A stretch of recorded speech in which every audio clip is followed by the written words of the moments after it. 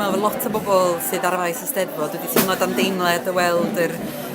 lluniau erchyll sy'n dod allan y Gaza dros yr wythnosau diwethaf yma, ac yn teimlo fod ni fel Cymru eisiau dod at ein gilydd i wneud rhywbeth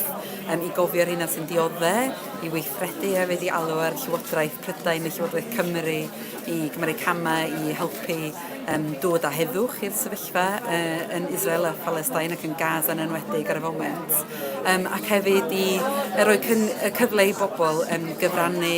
anariannol ac i deu hamser hefyd i gefnogi'r gwaith yn garol mae Partneriaeth Cymorth Cristnogol yn gwneud yn Gaza. Os gennych chi gynlluniau ar ôl yr wylos yma lle yr ystod yr wythnos a thi hwnt i hynny wedyn? Ond mi fydd yr arddangosfa yn parhau fan hyn ym Mhabell Cymorth Cristnogol, mi fyddwn ni yn rhannu llenyddiaeth ynglyn â'n gwaith ni yn Gaza ac yn rhoi'r cyfle i bobl gyfrannu tuag at apêl ar gyfwng Cymorth Cristnogol oherwydd mae'n partneriaid ni yn Gaza yn helpu cannoedd o filoedd o bobl i ail adeiladu bywydau rwan ar ôl yr ymgyrch filwrol